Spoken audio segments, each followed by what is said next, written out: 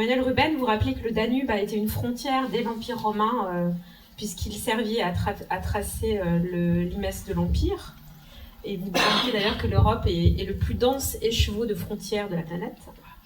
Mais en même temps, c'est un trait d'union, puisque son bassin couvre, puisque le fleuve traverse 15 pays d'Europe. C'est un élément d'un continuum. Je vais simplement faire une citation. Vous dites que le cyclisme, comme la littérature, est un art du détour et de digression, mais aussi un art du continu. Remonter un fleuve à vélo, c'est éprouver ce continuum, car un fleuve, c'est la continuité anarchique de la nature dans la discontinuité ordonnée du monde. Je savais qu'on ne pouvait pas franchir le Danube entre l'Ukraine. Il n'y a pas, en fait, entre l'Ukraine et la Roumanie, il n'y a aucun moyen de passer. Il y avait d'ailleurs, en cherchant, on avait cherché un peu des informations pour savoir s'il y avait un moyen de passer, et il y avait une sorte de bac, un bac fantôme, et on a longtemps cherché le bac et on ne l'a pas trouvé, parce qu'en fait, en réalité, il n'y avait pas de bac du tout. Et donc, pour passer d'Ukraine en Roumanie, il faut traverser la Moldavie, c'est très court, c'est le pays, ça m'a pris 5 minutes pour traverser la Moldavie, parce que à cet endroit-là, la Moldavie fait 500 mètres, elle a seulement 500 mètres on lui a accordé 500 mètres en fait de rive danubienne, où elle a posé un port, le Portul International Giurgiulești, donc c'est le port international de Giurgiulești, et ensuite on arrive en Roumanie, dans la ville de Galați, où là il y a le premier bac. Là il y a le Danube à cet endroit-là fait 1 km de large. Il y a un bac qui est un mastodonte, hein, c'est une énorme bête. Ça ressemble plus à un ferry qu'à un bac. Mais il faut avoir en la tête que depuis au moment du déclenchement de la guerre, donc en février de cette année, des bacs ont été mis en service là pour le coup, pour justement acheminer les réfugiés. Puis il y a beaucoup d'Ukrainiens qui ont traversé le Danube à cet endroit-là pour se réfugier en Roumanie. Donc ce Danube, eh bien, il est encore une frontière, mais vous voyez, toujours avec cette ambivalence, évidemment, c'est une frontière, mais c'est une frontière. Les frontières ne servent qu'à être franchies. Alors, Eddie Harris, pour ce qui est du Mississippi, donc on le disait, hein, c'est 4000 km du nord au sud, la traversée de 10 États, du Minnesota à la Louisiane. Dans votre livre, vous y voyez, je vous cite, hein, le symbole de l'Amérique, la colonne vertébrale d'une nation, un symbole de force, de liberté et de fierté, de mobilité, d'histoire et d'imagination, rien que ça. Donc, j'imagine que pour vous, c'est plus un élément unificateur. Je vous rappelle que j'ai fait 2 voyages le long du Mississippi. Il y en a 2 livres, Mississippi Solo et le Mississippi dans la peau. Les 2 livres parlent du Mississippi différemment. Le premier voyage, c'est le voyage unificateur. Le deuxième voyage, en fait, parle plus de l'histoire des États-Unis, plus de la frontière, le fleuve frontière. Et le fleuve frontière était le fleuve entre les Anglais et les Français, à l'origine. La France commençait au bord du Mississippi.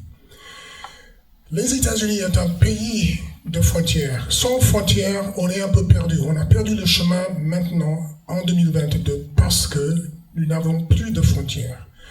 Nous n'avons rien à dépasser, comme le Mississippi. Dans le temps, le Mississippi représentait quelque chose d'insurmontable.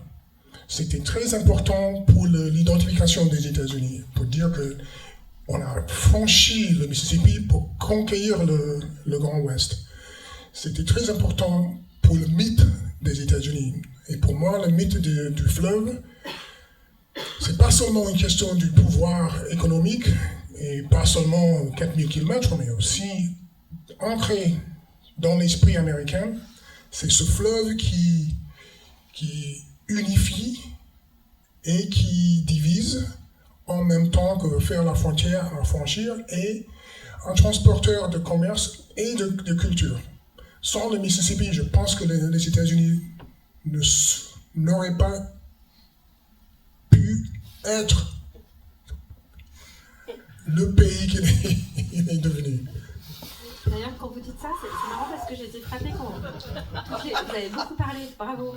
Toutes les écluses que vous avez traversées, en fait, j'ai découvert par exemple qu'il y avait un ordre de priorité. Et par exemple, il y avait une préférence nationale. Donc, mais tu parles des écluses. Oui, mais dans les écluses, tout est permis. Même une petite personne dans un canoë tout seul. Je peux passer les écluses comme les grosses barges aussi. Dans l'ordre qui était indiqué, c'était préférence nationale et après la primauté des marchandises sur les hommes, pas sur les touristes. Oui, non, mais les touristes, ils ont le temps d'attendre. Oui. Mais les plus importants, c'est les navires de guerre ou les navires de garde-côte, de Coast Guard.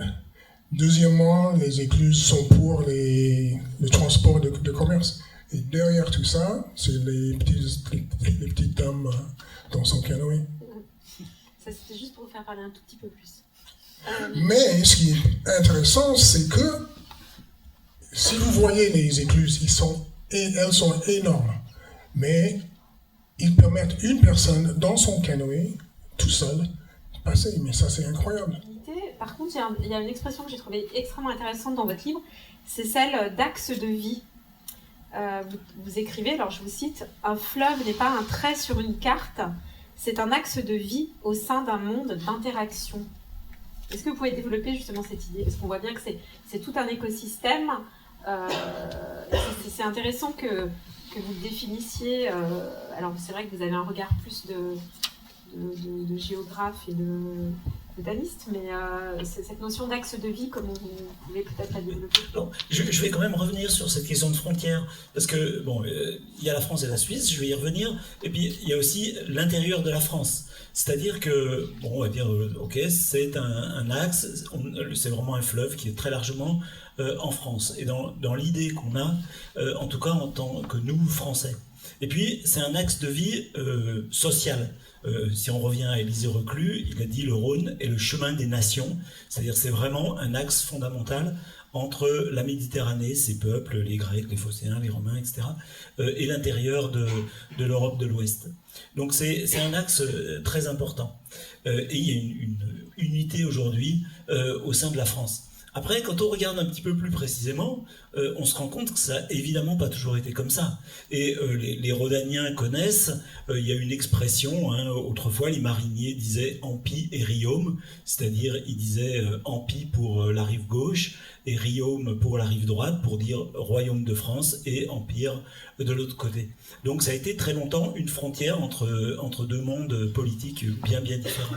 Et puis aujourd'hui, si vous regardez une carte de France, des départements, vous pouvez remarquer quelque chose d'étonnant, c'est qu'en fait la plupart des fleuves, la Loire, la Seine, la Garonne, etc., sont traversés par des départements. Ils sont sur les deux rives, on a le même département. Il y a un seul fleuve français qui est différent, c'est le Rhône, l'Ardèche, la Drôme, la Savoie, l'Ain, etc. Vous verrez. Donc ça a quand même été une frontière. Ce que ça dit, c'est que c'est un fleuve qui, à l'échelle de la France, avec des petits débits par rapport à mes deux confrères illustres, c'est 1000 m3 seconde, 2000 m3 au plus, mais c'était quand même une frontière naturelle beaucoup plus que les autres fleuves. Il y a beaucoup de villes qui tournent le dos à leurs fleuves. Non, alors ça c'était le premier point sur les frontières. Et puis l'autre aspect, c'est, comme vous l'avez dit, il y a la Suisse et il y a la France. Moi, il y a quelque chose qui me fascine en tant que nous, Français, c'est que il y a un livre de référence sur le Rhône, ça s'appelle Le Rhône en 100 questions, trouvez-le sur internet, il y a énormément de renseignements, sauf qu'il a un petit défaut, ce livre, il y a une carte, c'est vraiment un livre de référence, et le Rhône s'arrête à Genève. Les Français, ils sont quand même, là vous parliez des Français qui parlaient de leur style, mais pour la géographie, c'est hallucinant, quoi. C'est...